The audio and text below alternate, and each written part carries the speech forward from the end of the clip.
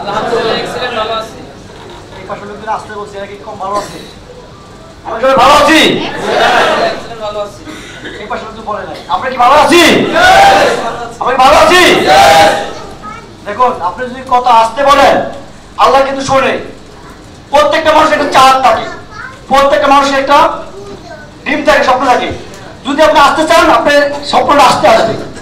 আপনি জোরে বলেন তাহলে আপনি আল্লাহ বলে সবচেয়ে একটা জিনিস মনে রাখেন, যখন আমরা কারোর সাথে কথা বলি বাবা মাকে চাই যে বাবা আমাকে দিতে হবে, তো বাবা কিন্তু তখন দিয়ে দেয়, মা দিয়ে দেয়। আর আমরা যদি আসতে চাই তাহলে কিন্তু আমাদের চাপটা আসতে হবে। আর আমি আপনাদের বলবো যে আপনারা ওইভাবে চাপেন যেটা আমরা চাই, সত্যি সত্যি আমার জীবনে চাই। আমরা কি চাই কিছু?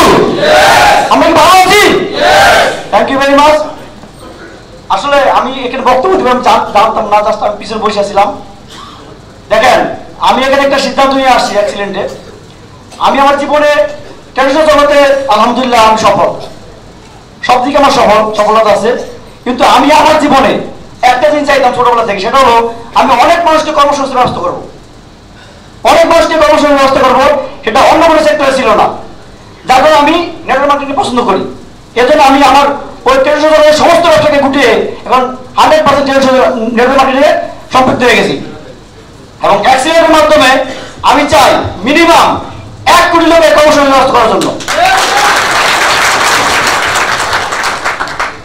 আমি আসলে বক্তব্য অনেক দেবো না, শুধু একটু বলে দিই আজকে কক্সবাজার বাড়িতে আজকে আমার মামলাকে দেখে রাখেন। ইনশাআল্লাহ আমি শুধু বাংলাদেশ নয় সমগ্র বিশ্বব্যাপী এই কোম্পানিকে এগিয়ে নেওয়ার জন্য যা যা করবো ইনশাআল্লাহ। আমার অনেক ডিস্ট্রিবিউটর আছেন, আমি তাদের কাছে শুনতে চাই আমরা কি আপনারা কি আমার সাথে আছেন? এত আসতে বলা হবে না, আমরা কি আছি? আমরা জানিয়ে দিতে চাই এক্সেলকে আমরা অবশ্যই অবশ্যই ইনশাআল্লাহ।